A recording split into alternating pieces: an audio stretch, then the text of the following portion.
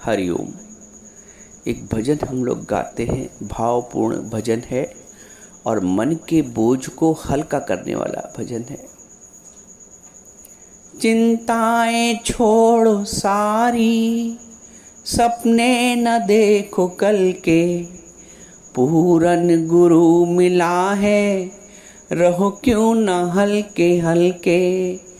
चिंताएं छोड़ो सारी, सपने न देखो कल के, पूरण गुरु मिला है, रहो क्यों न हल्के हल्के। निज रूप को पहचानो, अज्ञान को भी जानो, निज रूप को पहचानो, अज्ञान को भी जानो। देह अभिमान तज के भगवान खुद को जानो, आनंद होगा तेरा निश्चय को पक्का करके। चिंताएं छोड़ो सारी, सपने न देखो कल के, पूर्ण गुरु मिला है, रहो क्यों न हल्के हल्के। पूर्ण गुरु मिला है, रहो क्यों न हल्के हल्के। ज्ञान वो जो तुम्हारे मन का बोझ हल्का कर दे। लेकिन कभी कभी जब हमारा विवेक पूर्ण रूप से जागृत नहीं होता है तो हम ज्ञान को भी एक बोझ समझ लेते हैं, ज्ञान को भी एक बोझ मान लेते हैं, गुरु के वचनों को भी बोझ मानने लगते हैं, क्योंकि हमें ज्ञान की महिमा का पूर्ण ज्ञान नहीं हो पाता, ज्ञान की महिमा का ज्ञान नहीं हो पाता है। तो आरंभ में हर साधक को बहुत ही धीरज की आवश्यकता है, स्थिरता की आवश्यकता है। हलचल में तुम ज्ञान, मन की हलचल में तुम ज्ञान को भी समझ नहीं पाओगे। इसलिए जो सबसे आरंभिक आवश्यकता है वो है स्थिरता। Be still and know that you are that. Be still. जब पानी की तरंगे रुकेंगी तब हम उसमें अपना प्रतिबिंब देख पाएंगे, और तरंगे जब हलचल में रहेंगी, पानी जब हलचल में रहेगा तरंगों के कारण, तो हम उसमें अपना रूप, अपना स्वरूप, अपना प्रतिबिंब नहीं देख पाएंगे। तो हम माया के, मन की माया से, बाहर की जो माया है वो तो है ही है, बाहर की माया इतना परेशान नहीं करती है, बाहर की सृष्टि परमात्मा की बनाई इतना परेशान नहीं करती है जितना हमारे मनोमय सृष्टि, हमारे मन की बनाई सृष्टि हमें परेशान करती है। परमात्मा की सृष्टि में परेशान बिल्कुल नहीं करती। अब पेड़, पहाड़, पौधे, नदी, झरने, अनाज, वनस्पति, फल, मेवा, ये हमें कहाँ परेशान करती है? परमात्मा की बनाई सृष्टि बहुत आनंददायक है, परंतु हमारे जो मन की बनाई सृष्टि, हमारे द्वारा स्वयं की बनाई सृष्टि, वो हमको उलझा देती, हम उसमें उलझ जाते हैं और हम फिर ज्ञान और अज्ञान, नित और अनित, अच्छे और बुरे का जो फर्क है वो भी ठीक से नहीं कर पाते हैं। कहने का तात्पर्य है स्थिर हो, मन को स्थिर करो, जल्दबाजी मत करो, जल्दी फैसले मत लो, स्थिरता मन में लाओ। फैसले हो जाएंगे, फासले कम करो, जो दूरियां हैं उनको कम करो। चाहे परिवार को लेके हो, तुम्हारे फासले हैं इसलिए तुम्हारे फैसले ठीक नहीं हो पाते। यदि वो फासले कम हो जाए अंदर के, तो फैसले भी सही हो जाएंगे। वही सत्संग में आके ये सतोगुणी माया, सत्संग भी एक तरह की सतोगुणी माया का रूप धारण कर लेता है जब हमारा विवेक जागृत नहीं होता है। बात को बहुत ध्यान से समझना। जब हमारा विवेक जागृत नहीं होता है तो ये जो सत्संग है ये भी एक सतोगुणी माया का रूप धारण कर लेता है। फिर हम इस सतोगुणी माया में फंस जाते हैं, फिर हम इसके चक्कर में उलझने लगते हैं। उलझना नहीं है, सुलझना है। सर्फ का काम गंदा करना नहीं है, वॉशिंग पाउडर का काम? वॉशिंग पाउडर का काम स्वच्छ करना है वस्त्र को। ज्ञान वो वॉशिंग पाउडर है। यदि मन स्वच्छ हो रहा है तो तुम ये समझना कि ज्ञान को हम ठीक ढंग से उठा पा रहे हैं। यदि मन स्वच्छ नहीं हो रहा है, अभी भी उस माया को छोड़ के, तमोगुणी रजोगुणी माया के छोड़कर सतोगुणी माया में उलझ रहा है, तो इसका मतलब अभी भी हमने ज्ञान को ठीक से समझा नहीं है, हमने गुरु को ठीक से समझा नहीं है। और गुरु को समझने के लिए हमें गुरु से बात करनी पड़ती है। ज्ञान को समझने के लिए हमें गुरु से बात करनी पड़ती है। बिना बात करे आप कैसे? बच्चे को यदि कोई समस्या है तो वो टीचर से पूछेगा, बिना पूछे कैसे काम चलेगा? घर में ही है, अगर बच्चे को कुछ समस्या है तो अपने माता पिता से पूछता है, बिना पूछे कैसे हल ले लेगा?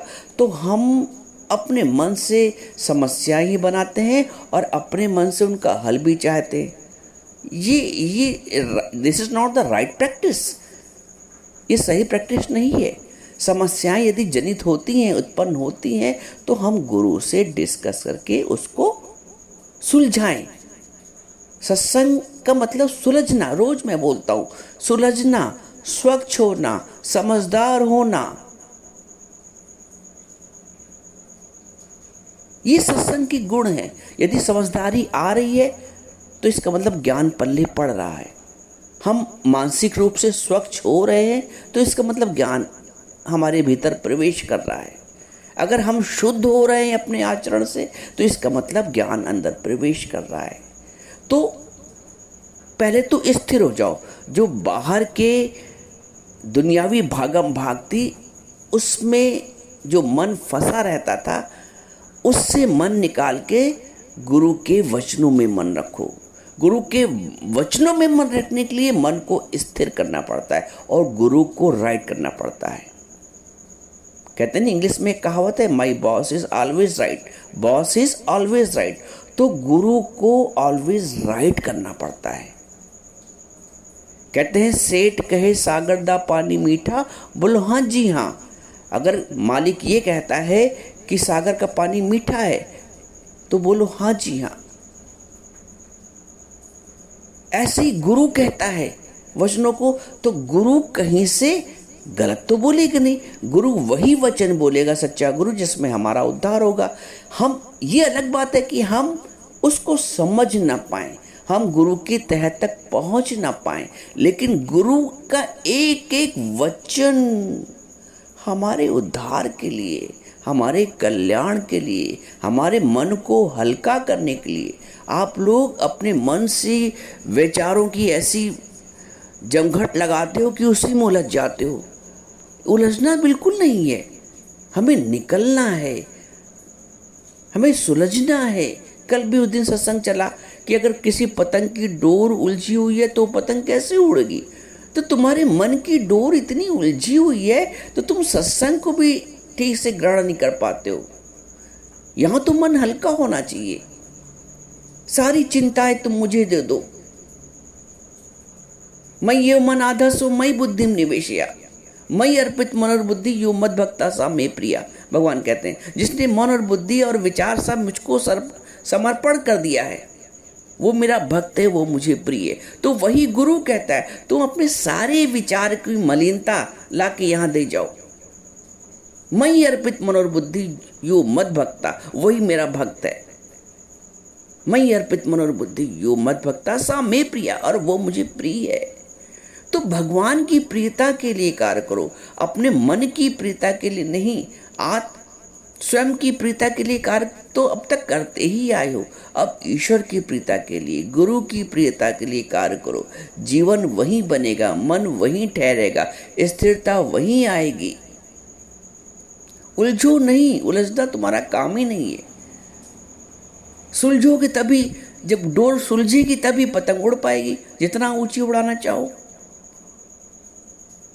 जितना जितना तुम सुलझते जाओगे बुद्धि शुद्ध होती जाएगी, निर्मल होती जाएगी। तुम सत्संग को सही ढंग से समझ पाओगे, गुरु को सही ढंग से समझ पाओगे।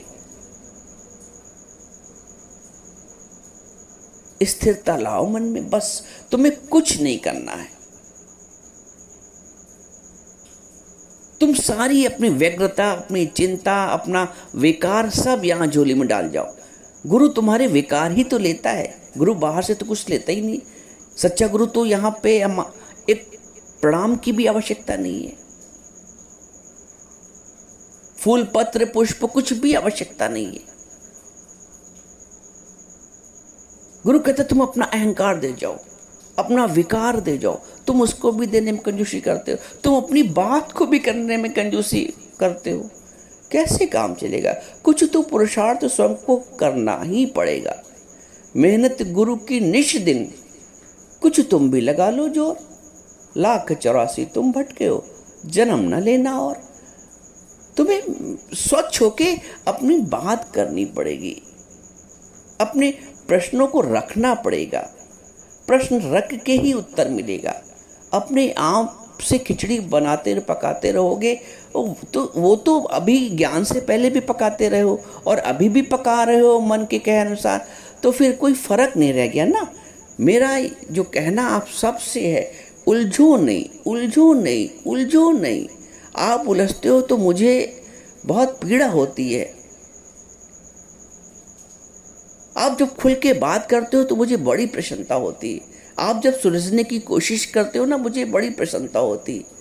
आप बात नहीं करोगे, अंदर अंदर पकोगे तो कैसे काम चलेगा? फिर बीमारियां घेर लेती हैं, अंदर अंदर चिंतन चलता रहता है, मन भारी रहता है, मन भारी रहता है, मन भारी रहता है। भारी करने थोड़ी सत्संग है, हल्का कर दो जो भी मन में। भाई कुछ nothing is new under the sun, कुछ नया तो है नहीं। सबके मस्तिष्क में चलता है खुराफात, तो मेरे मस्तिष्क में भी चल गया खुराफात, तो क्या हो गया? मैं उसको अपनी बात करके गुरु से समस्या का समाधान लूं और आगे बढ़े। आगे बढ़ने में ही शान है, पीछे हटने में शान नहीं है। बहादुर बनने में शान है, कायर बनने में शान नहीं है। तुम क्यों पीछे हटना चाहते हो? तुम क्यों गुरु के दायरे से बाहर जाना चाहते हो? यहां तुम्हें वो सब कुछ प्राप्त होगा जो संसार से प्राप्त नहीं है। संसार से न शांति है, न आनंद है, न प्रेम है, न करुणा है।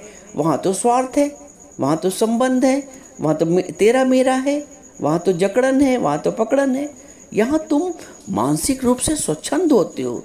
एक वचन मानोगे तो शांति मिल जाएगी, एक वचन ग्रहण कर लोगे तो आनंद को प्राप्त कर लोगे। तो काम वो करो जिसमें मन हल्का हो, बोझिल ना हो। तुम्हारा जो उद्देश्य है वो मुक्त होने का है, वो फ्री होने का है, free from your thoughts. Free बाहर से नहीं, बाहर से क्या तुमको घर मकान परिवार संबंधी सब वही रहेगा। जो मन का जंजाल है, फ्री फ्रॉम योर थॉट्स, जो वैचारिक कलुषता है उसका त्याग करना पड़ेगा। मैं और मेरेपन का त्याग करना पड़ेगा। बाकी तो सब मैंने बताया ना, भगवान की सृष्टि तो बहुत सुखदाई है, बहुत आनंददायक है।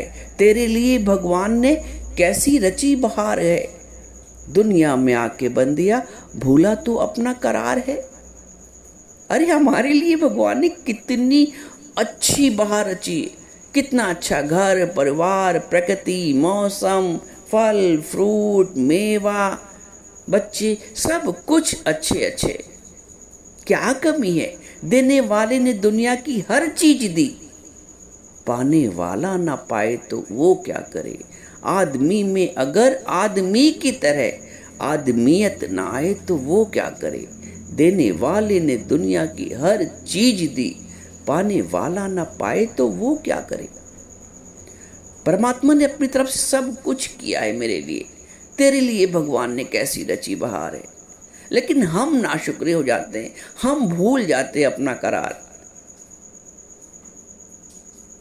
बहुत दिया, आंचल में नहीं समाता, इतना दिया है। तो इतना सब कुछ प्राप्त है तो हम क्यों ना गुरु से मिलके अपने आध्यात्मिक उद्देश्य को भी प्राप्त कर लें, जिसके लिए तो इस शरीर मिला है।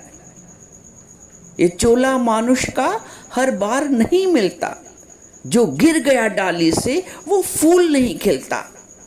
समझने का प्रयास करो भैया, समझने का प्रयास करो। बार बार ये नर्तन नहीं मिलता है, बार बार ये चूल्हा नहीं मिलता है, बार बार गुरु नहीं मिलता है। पर गुरु ना बारंबार मिले, माया तो बहुत मिल जाएगी पर गुरु ना बारंबार मिले। कुछ ऐसी करनी कर प्यारे, ये जन्म ना बारंबार मिले। माया तो बहुत मिल जाएगी पर गुरु ना बारंबार मिले। बहुत सुंदर भजन है, आप लोग सब गाओ प्रेम से। कुछ ऐसी करनी कर प्यारे, ये जन्म ना बारंबार मिले। कुछ ऐसी करनी कर प्यारे, ये जन्म ना बारंबार मिले। माया तो बहुत मिल जाएगी पर गुरु ना बारंबार मिले। कुछ ऐसी करनी कर प्यारे, ये जन्म ना बारंबार मिले। ना ये जन्म बारंबार मिलेगा और ना गुरु बारंबार मिलेगा। हम क्यों इस बात को समझते नहीं हैं और क्यों उलझते हैं? ये जो माया का दायरा जिसने हमें अब तक बांधे रखा है, यदि गुरु के मिलने से उस मन की माया से छुटकारा मिलता है, उन विचारों से जो हमें दुखी करते थे। भगवान ने एक जगह गीता में ये भी बोला है, नहीं असन्नस्त संकल्पो योगी भवत कश्चना। बिना संकल्प और विकल्प का त्याग किए बिना कोई योगी नहीं बनता है। तो संकल्प और विकल्प का त्याग करो। तुम सबके मन में इतना संकल्प विकल्प चलता है, इतना हाँ ना चलता है कि तुम सारा दिन उसमें उलझते रहते हो। देखो आईना, ऐसा होता है कि नहीं होता है? क्यों उलझते हो? उलझने का तुम्हारा काम ही नहीं है। आओ मेरी नैया में ले जाऊंगा भव पार, राम नाम की नैया लेकर सतगुरु करे पुकार। राम नाम की नैया है भैया, फिर नहीं मिलेगी। बिल्कुल द्वंद्व में ना पड़ो, बिल्कुल द्वैत के भाव में ना पड़ो, बिल्कुल अनावश्यक चिंतन मत करो। सहज हो जाओ, सरल हो जाओ, गुरु की नैया में बैठ जाओ। आओ मेरी नैया में ले जाऊंगा भव पार। ये राम नाम की नैया है। चूक गए तो फिर चूक गए, चूकना नहीं है। मैं क्या करूं? मैं सोचता हूं सब कुछ तुमको उड़ेल दूं, सब लुटा दूं खजाना ज्ञान का, लेकिन कोई लेने वाला भी तो हो। लेने वाला ही नहीं कोई।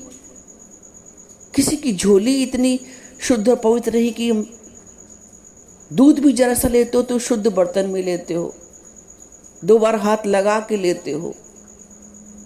इस ज्ञान को भी शुद्धता से धारण कर लो और तुम शुद्ध हो।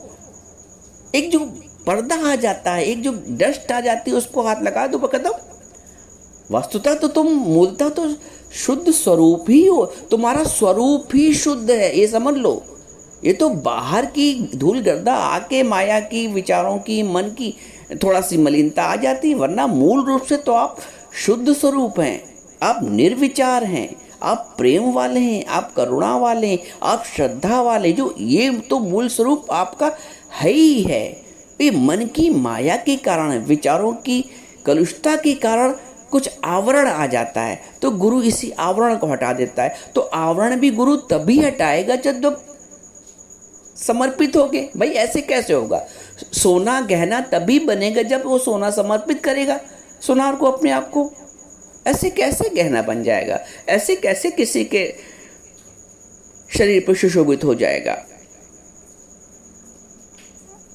सोने को समर्पित करना पड़ता है सोनार को। तो हमको भी अपने जीव भाव को समर्पित करना पड़ता है गुरु को। गुरु गढ़ देगा। 100% विश्वास रखो, बिल्कुल ना उलझो, बिल्कुल अनावश्यक चिंतन मत करो। सरल हो जाओ, सहज हो जाओ, समर्पित हो जाओ। 3 काम, सहज हो जाओ, सरल हो जाओ, समर्पित हो जाओ। या इसको इस तरह से कहो, समर्पित हो जाओ, सहज हो जाओ, सरल हो जाओ।